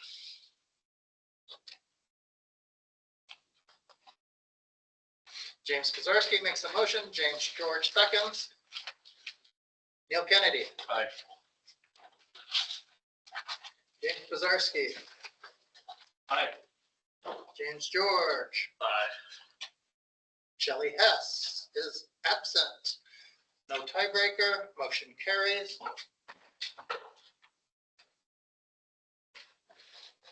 Organizational meetings.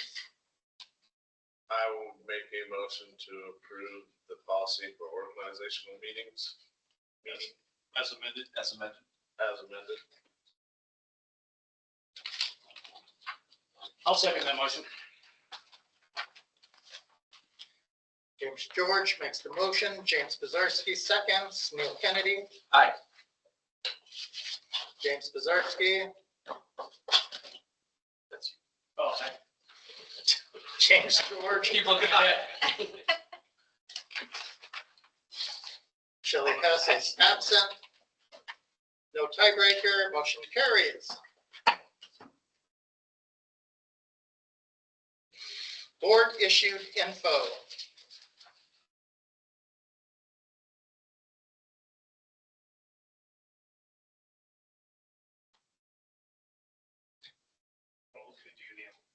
Do we have an amendment on this one? Yeah, Robert Douglas order and change the word from director chairman to director president. That's right. Okay. I motion that we adopt the board member issued information policy as amended. I will second that. Neil Kennedy makes the motion. James George seconds. Neil Kennedy. Aye. James Pizarski. Aye. James George. Aye. Shelley Hess is absent. No tiebreaker is necessary. Motion carries.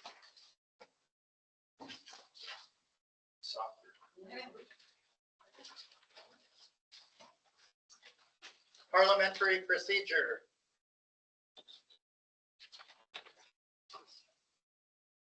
put forth the motion to approve the policy of parliamentary procedure. Second that.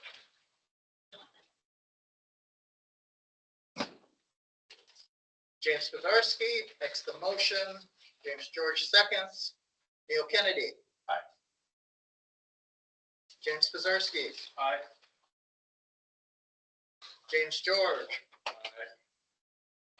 Shelley Hess is absent. No tiebreaker. Motion carries. Minutes.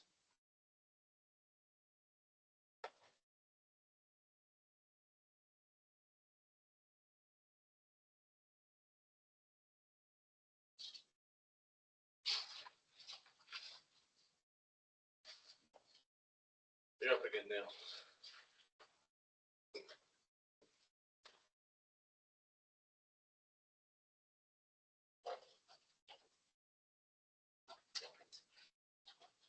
Did we have an amendment on that one? Yeah. What's that? That was to, well, minutes of executive session will be recorded, retained, same fashion as the minutes. Yeah, all right. Then I'll make a motion that we adopt the minutes and distribution of minutes policy as amended.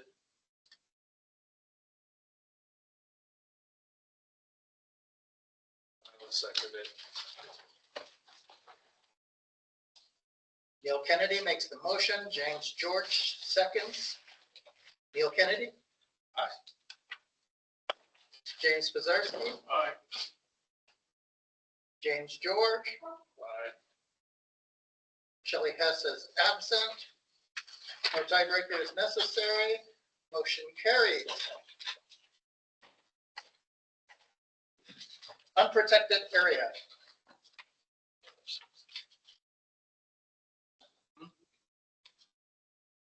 I'll make a motion that we adopt the response of district apparatus in unprotected areas.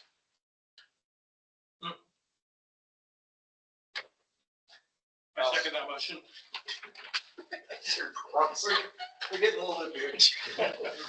Neil Kennedy makes the motion. James Pizarski seconds. Neil Kennedy. Aye. Should I? James Pizarski. That's Aye. you. I'm with there. James George. We're getting a little slap at here. Shelley Hess is absent. No tiebreaker is necessary. Motion carries. We had an amendment on this. Oh, yeah. Yeah. Fiscal. I put forth the motion to approve the policy for fiscal policy as amended. I'll second. James Pizarski makes the motion. Neil Kennedy seconds. Neil Kennedy. Aye. James Pizarski. Aye. James George. Aye. Shelley Hess is absent. No tiebreaker is necessary. Motion carries. And we have reached the end of the strategic plan for the table. I do have one small strategic plan, Okay. and that is, in conversation, of course, with Yes. my hotel mates and the fellow attendees. They said we'd like to see the concept of strategic plan be put together. So I have put together a real quick and easy timeline of what I'd like to suggest. If the board would like me to move forward this timeline, it's very simple, easy document here. Summertime can get crazy around fire service, so I'm not going to guarantee these dates, but this is the timeline I would like to hold myself to for developing a strategic plan for the fire district.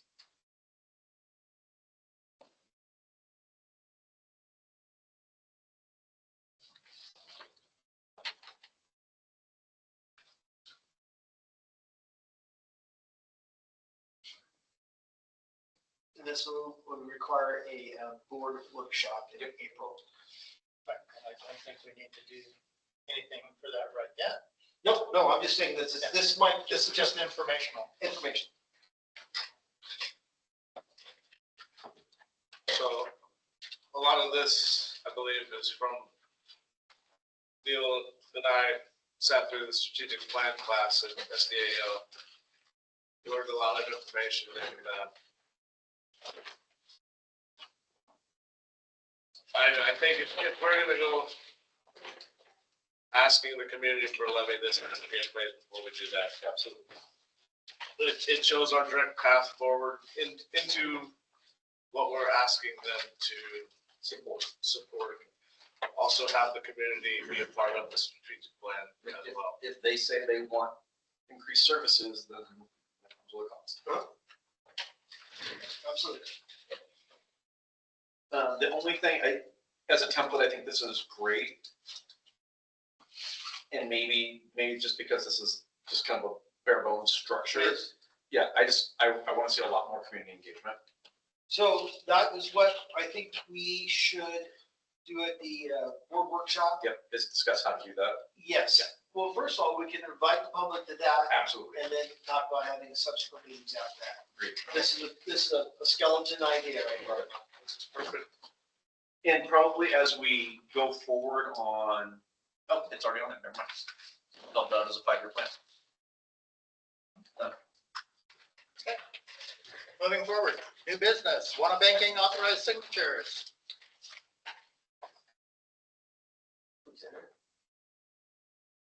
I will take a motion to have Charlotte Tannery added as a authorized signer. We're taking Barnoff too. Yes. Can we add Chief Brody as well to that? I'm not gonna price sign. He's not either. The bank requested this meeting minutes to remove Karin and add the two of us into a group. So I need that motion. I put forth a motion to add Charlotte Tanner and Chief Brody to the authorization for signatures for WAMA. And, So do that separately. oh, okay, separate. I'll second it.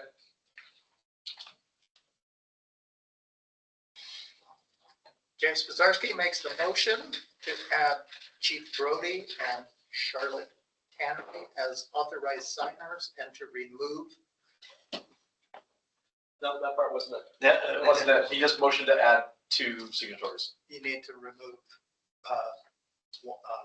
Oh, and remove Karin. Do we have to, should we remove anybody else? Is there other, I think we've already done all those, haven't we? I believe it's. I don't know. I don't have access to those records. So Well- we'll look at that up for next meeting. Okay. Yeah. So we have, because there might be like a couple of the other. Yeah, absolutely. Let me make Okay. a suggestion, is that how about, once we get out on the signers, then we can see who our Exactly. signers are. And if the board would like, we can remove anybody else other than the 5 members of the board and the 2 authorized. I think it's appropriate. So can I have you reword the motion to add these 2 and remove Carr? So that we can do that all in one fell swoop this. I put forward the motion to add Charlotte Tanner and Chief Brody to the WAMU signature and to, One. huh? One of them, not one. WAMU, and to remove Karin Goodman. I second. James Pizarski makes the motion to add Chief Brody and Charlotte Tannery to Wanna Banking authorized signatures and to remove Karin Goodman. Neil Kennedy. Aye. James Pizarski. Aye. James George. Aye. Shelley Hess is absent. No tiebreaker is necessary. Motion carries.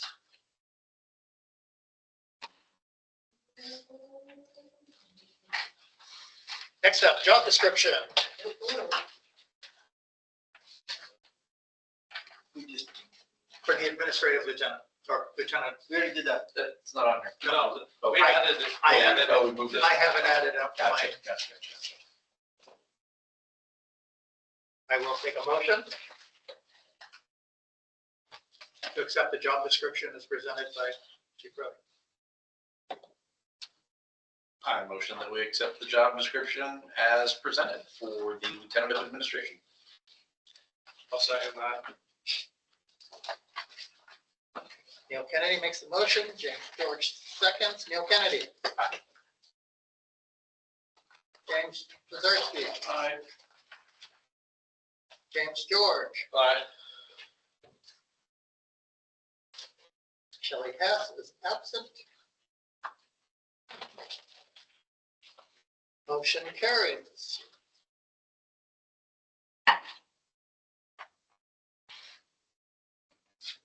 Audience participation?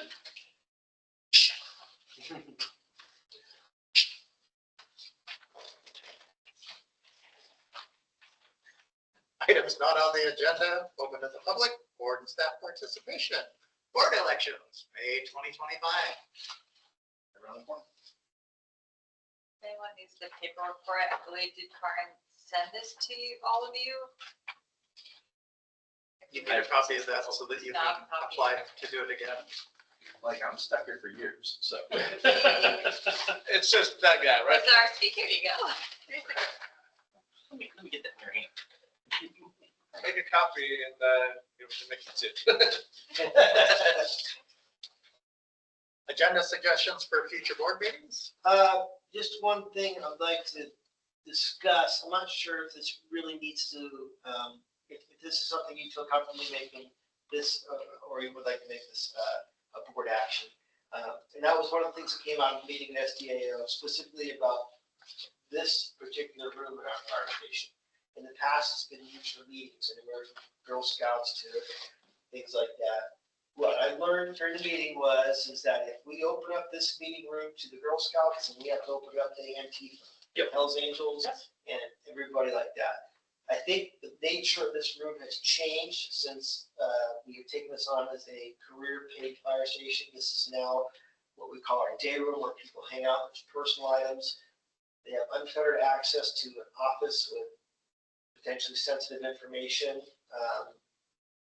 I would like to, if the board would like, I'm not sure we can actual board policy on it, but I can make a standard operating procedure. This room is no longer to be used for the public as a meeting room without exigent circumstances, we call it. I would agree with that.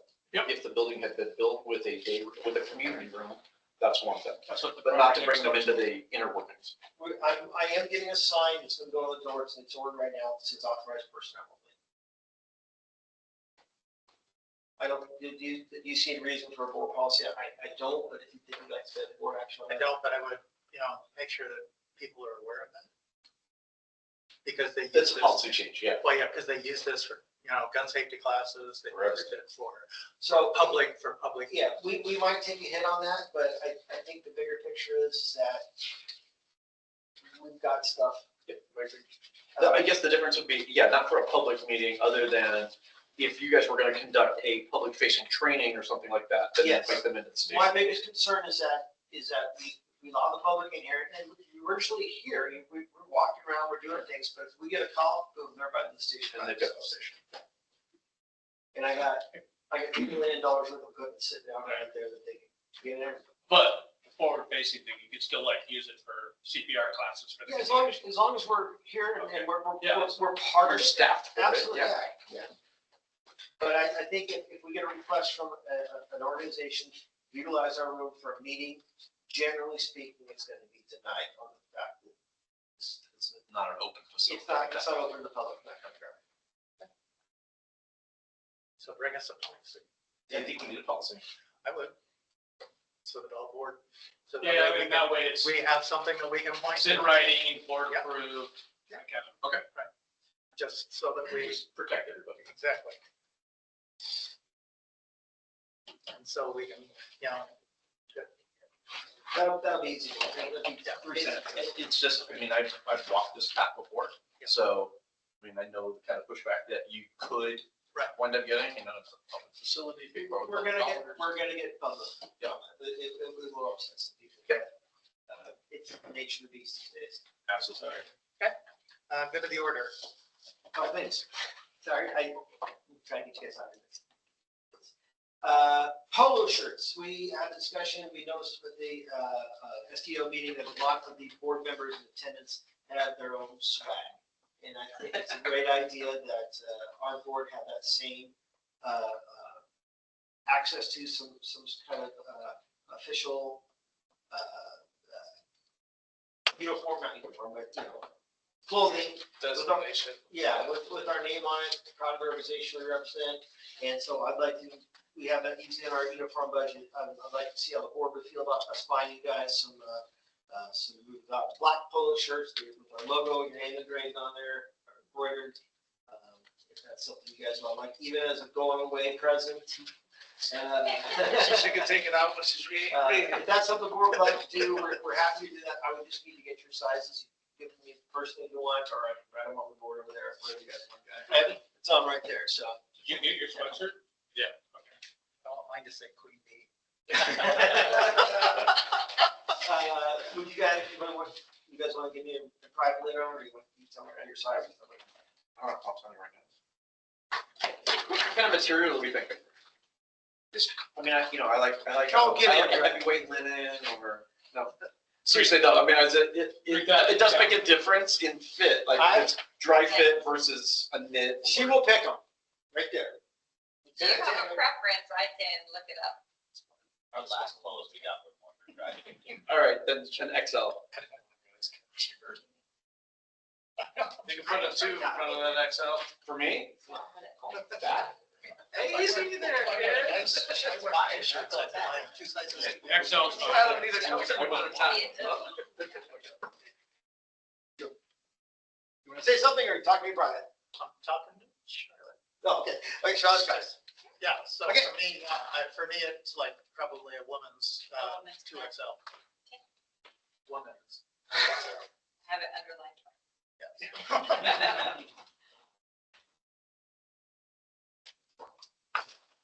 Okay, we will get you those shirts made up, and we'll have it in the next board meeting. Second thing, that copy machine right there, from 10 years ago, is still relatively functional, but it gave us enough concern that we ended up getting a new copy machine with the service plan. It's actually cheaper than we were paid in the big picture. However, the machine is serviceable, functional. I would like, as a matter of goodwill, to donate that to a organization in Vernonia, a church. I was thinking the Girl Scouts, but there's no place for the whole delegate. But find an entity in the community that can use that as a matter of goodwill and donate that. It's got a value of probably $500, and donate that to the organization. So okay, that will be donated. We had a question. You guys all seem to like the new formatting that Lieutenant Tannery came up with. Any other changes on the formatting of either the agenda or the presentation materials you're getting? Anything else we could do to accommodate you guys in that respect? Not yet, I like what I see. Okay. Follow up, Director Kennedy asked me to, and I think I told him to private the audit. You asked me regarding the audit to follow up on the audit. Oh, yes. Yes. So I did follow up. I called the auditor directly. And basically, she said, in a nutshell, is that the discrepancies that she noted in our audit were entirely common for everybody. We were doing nothing abnormal that nobody else was doing. So there's no discrepancy. Discrepancies are word. There's no discrepancies on the audit. Just the way we did things is not the absolute perfect way, but most districts that don't have proper large accounting Department. procedure exactly do it the way we do it. So she had no concerns at all about our audit whatsoever. What do we need to do with that? We need to send a copy in the state. I sent an email to Marianne Miston. She said that we can, she gave me a response. Okay, we'll look at Today. that. I think we have to send a copy into the Secretary of State's office. Yeah, to do that. So yeah. we will take care of that. We have copies for all that.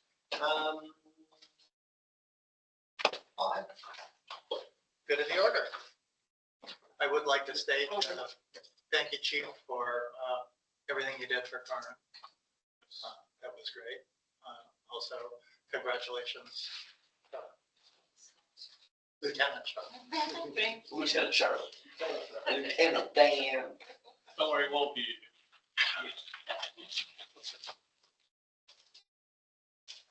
Any other good of the order? Yeah.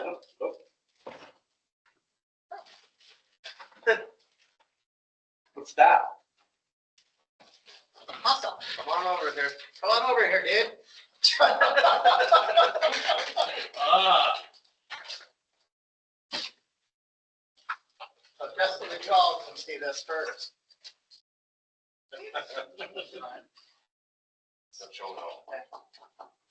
For all that you had to do and on such short notice. And the extra minutes that I gave you.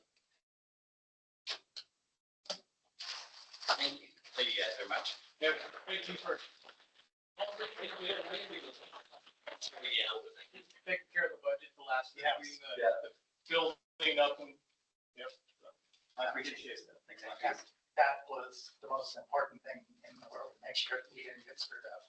Yeah, I really want to be on the hook for $2.2 million. Yeah.